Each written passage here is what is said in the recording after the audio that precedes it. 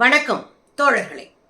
ஒரு அதிரடியான சம்பவம் ஒன்றை மல்லிகார்ஜுன கார்கே வெளிப்படையாக சொல்லியிருக்கிறார்.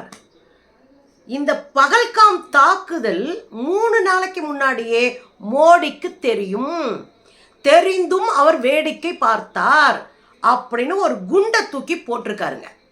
நமக்கு நல்லா தெரியும், பகல்காம் தாக்குதல் ஒரு மிகப்பெரிய அதிர்ச்சியை அழிக்கக்கூடிய தாக்குதலாக இருந்தது. இதுவரை இராணுவத்துக்கும் பயங்கரவாதிகளுக்கும் சண்டை நடந்ததுன்னா, இந்த முறை சாமானிய டூரிஸ்டுகள் சுற்றுலா பயணிகள் மீது தாக்குதல் நடத்தப்பட்டது. அதில் 26 குடும்பங்கள் நாசமாக போய் நடுத்தருக்கு வந்துருச்சு. 26 குடும்பங்கள் ஒன்றும் இல்லாமல் அழிக்கப்பட்டது. அது ரொம்ப வேதனைக்குரிய விஷயமா நம்ம பார்த்தோம். அந்த இடத்துல ஒரு போலீஸ் கூட இல்லை, ஒரு மிலிட்ரிக்காரங்க கூட இல்லை அப்படின்னு நம்ம திரும்ப ஏன்னு கேட்டுக்கிட்டே இருந்தோம். அதுலேயும் குஜராத்தை சார்ந்த அந்த சுனிதா பெண்கிற பெண், நாங்கள் கீழே ஓடி போய் அங்கே இருக்கிற இராணுவ முகாமில் உதவி கேட்டோம், அவங்க கண்டுக்கவே இல்லை, எங்களுக்கு உதவி செய்யலை என்று வெளிப்படையாக பத்திரிகைகளில் பேசினார். ஊடகங்களில் அவங்களுடைய வீடியோ வைரல் ஆச்சு. ஒரு பேர் அதிர்ச்சியை இது உருவாக்கியது. இதுக்கப்புறம் நீங்கள் பார்த்தீங்க அப்படின்னா, இந்தியா பாகிஸ்தானோடு போர் தொடுக்கிறதுக்கான எல்லா வேலைகளையும் பார்க்குறோம் அப்படின்னு அறிவிச்சாங்க. நேற்று கூட போர் ஒத்திகை பார்க்கணும் அப்படின்னு எல்லா மாநிலத்திற்கும் அறிவிப்பு செஞ்சாச்சு. என்னையா போர் ஒத்திகை? இப்போ போர் வந்துருச்சுன்னா ஒரு குண்டு போடுறாங்கன்னா அது என்ன மாதிரி சவுண்டில் வந்து விழும்? நீங்கள் எப்படி உங்களை பாதுகாத்துக்கணும்? உணவுப் பொருள்கள்லேருந்து மருந்து வரை எதெல்லாம் வாங்கி வச்சுக்கணும் வீட்டுக்குள்ளே? முக்கியமான இடங்களை, அணு உலைகள், இது மாதிரியான முக்கியமான இடங்களெல்லாம் மறைத்து பாதுகாப்பதற்கு என்னென்ன வேலை இருக்குது?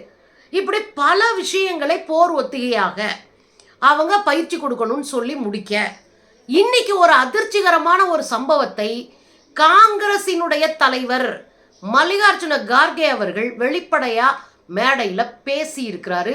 அதுதான் பேர் அதிர்ச்சியை தருகிறது.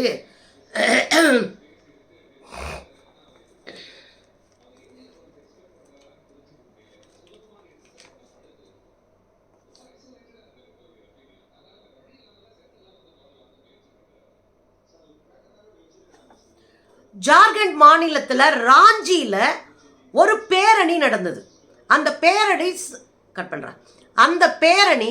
சம்விதான் பச்சாவ் என்கிற பேரணி.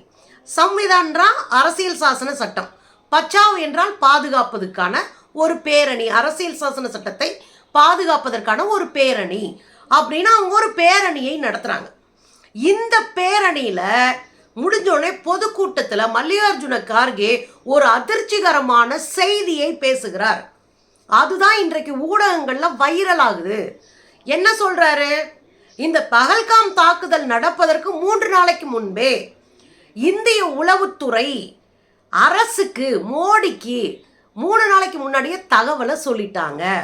ஒரு பயங்கரவாத தாக்குதல் நடக்க போகுது, அதை தடுத்து நிறுத்தணும் அப்படின்ற உளவுத்துறை தகவலை சொல்லிருச்சு. ஆனால் மோடி அதை கண்டு கொள்ளவில்லை அப்படின்னு சொல்லியிருக்காரு. ஏற்கனவே புல்வாமா தாக்குதலும் இதே தான் நடந்தது. உளவுத்துறை எச்சரித்தும் 7 முறைக்கு மேலே எச்சரித்தும் ஆடு மாடுகளை அழைச்சிட்டு போகிற மாதிரி தான் நம்முடைய போர் வீரர்களை, இராணுவத்தினரை அழைச்சிட்டு போனாங்க. அதில் தான் 350 கிலோ வெடிமருந்தோட ஒரு தற்கொலைப்படை வந்து மோதி 40 பேர் இராணுவத்தினர் இறந்து போயிட்டாங்க. அதுக்கு பிறகு அன்னைக்கு மாநிலத்தினுடைய ஆளுநராக இருந்த சத்யபால் மாலிக் அவர்கள் ஒரு பேட்டியில் வெளிப்படையா சில உண்மைகளை சொன்ன பிறகு இந்தியா அதிர்ச்சி அடைந்தது. எங்களுக்கு இப்படியான ஒரு டெரரிஸ்ட் அட்டாக் நடக்க போகுதுன்னு தெரியும், எனவே இராணுவ வீரர்களை விமானத்தில் அனுப்புங்க அப்படின்னு மோடி அரசுகிட்டையும் அமித்ஷாட்டையும் பேசணும். பட் அவங்க அதெல்லாம் தர முடியாது அப்படின்னு மறுத்துட்டாங்க. அதனால தான் ரோடு வழியாகவே 2000க்கும் மேற்பட்ட இராணுவ வீரர்களை வேற வண்டியில் நாங்கள் அழைச்சிட்டு வர வேண்டியதாக போச்சு. இது மோடி அரசினுடைய தவறு அப்படின்னு வெளிப்படையாக சொன்னார். உடனே அவர் வீட்டுக்கு ரைடு போச்சு, அவரை அரெஸ்ட் பண்ணாங்க, அவர் மேலே கேஸ் போட்டாங்க, எல்லா யோக்கியத்தனமும் பண்ணாங்க. அதே தான் இப்பையும் நடந்திருக்கு. நம்ம கேட்டோம்ல,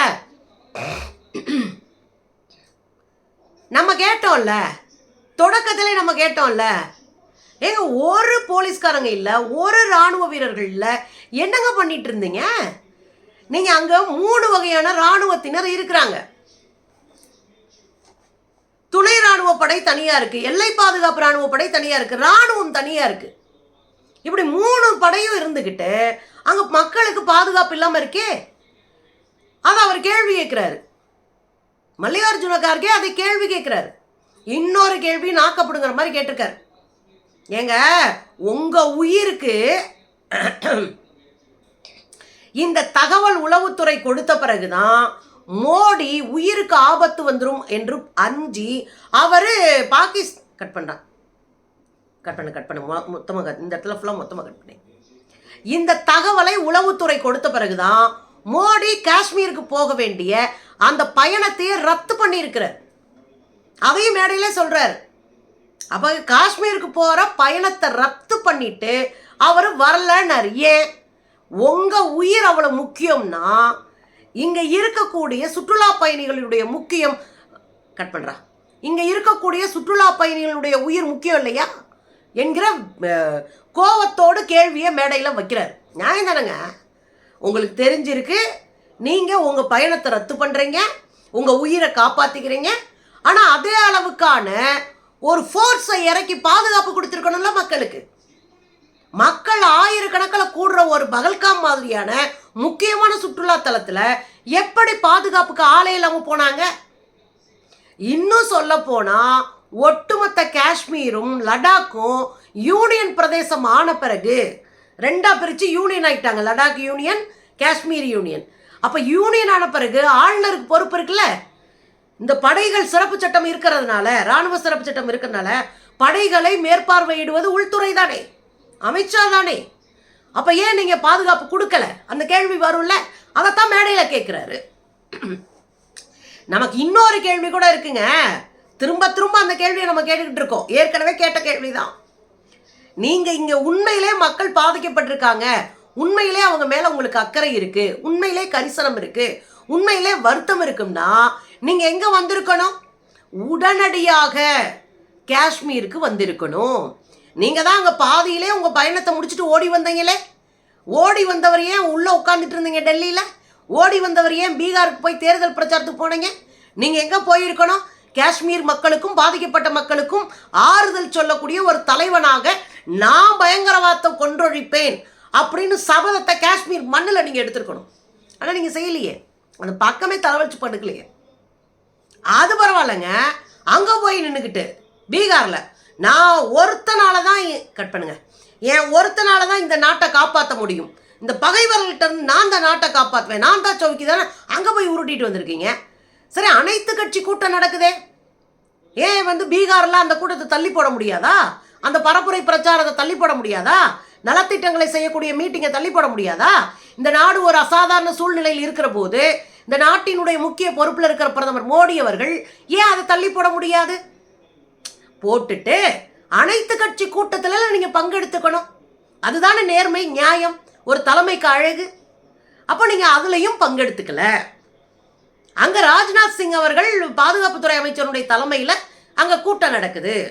அதை கொஸ்டின் பண்ணால் எதிர்கட்சியெல்லாம் பயங்கரவாதிகளுக்கு நீங்கள் சப்போர்ட் பண்ணுறீங்க அப்படின்னு ஒரு பொய் பரப்புரையை நீங்கள் செய்கிறீங்க. இதை தாண்டி மறுநாள் பார்த்தீங்கன்னா நீங்கள் விருது வழங்கும் விழாவில் உட்காந்து கை தட்டிட்டு இருக்கீங்க. இது எவ்வளோ மோசமான ஒரு காட்சி!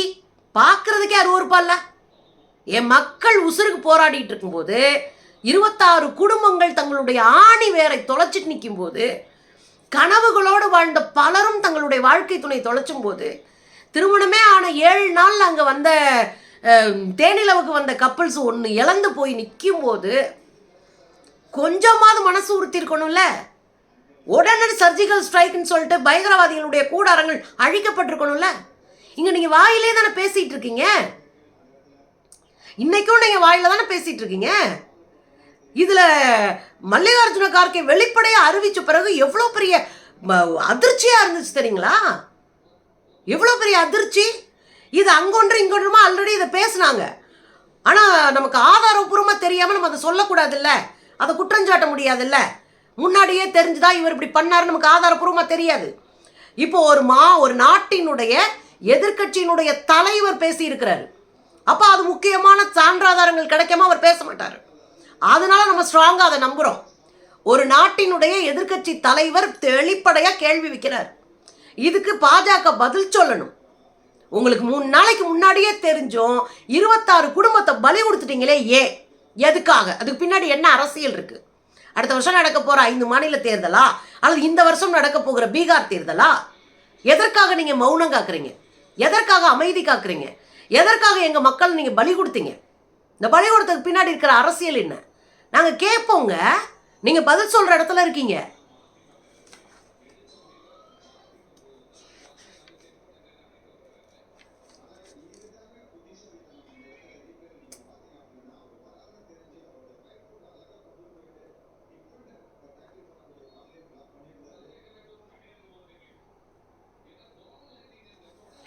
அனைத்து கட்சி கூட்டத்தில் ஆமா பாதுகாப்பு குறைபாடு இருக்குன்னு நீங்க ஒத்துருக்கீங்க.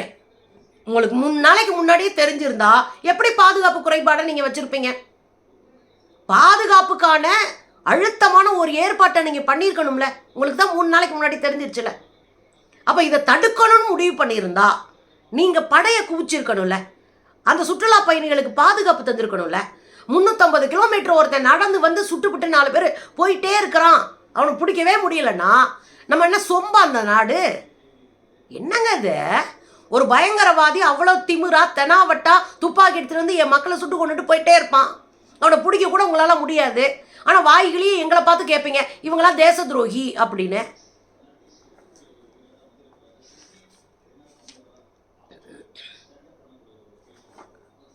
அந்த மேடையிலே சொல்லியிருக்காரு, ஒரு நாடு எது தெரியுங்களா? கட்சி, சாதி, மதம் எல்லாத்துக்கும் அப்பாற்பட்டதுதான் நாடு. அதான் நாங்கள் இப்ப பேசுறோம்.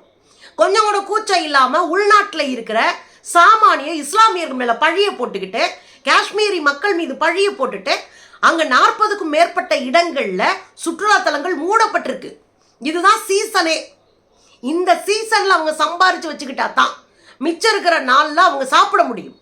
அப்படி இருக்கும்போது இந்த சீசன்ல 40க்கும் மேற்பட்ட இடங்கள் சுற்றுலா தலங்கள் மூடப்பட்டிருக்கு. இதன் மூலமா காஷ்மீரி மக்களினுடைய சோத்துல மண்ணள்ளி போட்டிருக்கீங்க. இது எவ்வளவு பெரிய அயோக்கியத்தனம்! இது நியாயமா? காஷ்மீரிகள் நம்மளை நம்பி தானே ஒப்பந்தம் போட்டு நம்ம கூட சேர்ந்தாங்க. இல்லைன்னா அவங்க தனி நாடாக இருந்திருப்பாங்க, இல்லைன்னா தனியாக வேற எந்த நாட்டோட விருப்பமோ அவங்க போயிருப்பாங்கல்ல. நாம கொடுத்த உறுதிமொழியில நம்பிக்கை தானே நாம கொடுத்த உறுதிமொழியில நம்பிக்கை ஏற்பட்டு தான் நம்ம கூட சேர்ந்தாங்க. அதுக்கு தானே நம்ம 370 கொடுத்து நம்பிக்கை கொடுத்தோம், 35 ஏவை கொடுத்து நம்பிக்கை கொடுத்தோம். அதெல்லாம் உடைச்சு தள்ளிட்டீங்க. கடைசியில் அவன் தின்ற சோத்துலையும் மண்ணள்ளி போட்டிருக்கீங்களே, இது எப்படி நியாயம்? அப்ப மல்லிகார்ஜுன கார்கே உண்மை பண்ணுங்க. காங்கிரசினுடைய தலைவர் மல்லிகார்ஜுன கார்கே பேசியது உண்மை என்றால் மோடி அவர்கள் பதவி விலக வேண்டும். கொஞ்சமாவது மனசாட்சியோட இருங்க. கொஞ்சோன்னு அறிவு நாணயம் வேணும், கொஞ்சம் அறம் வேணும். அதுதான் அரசியல். ரிசைன் பண்ணிட்டு போங்கன்றோம். எங்க மக்களை பாதுகாக்க முடியல, எங்களை ஒரு மண்ணா கூட மதிக்க மாட்டீங்க. எங்களுக்கு எதுக்கு? நீங்க ரிசைன் பண்ணிட்டு போங்க.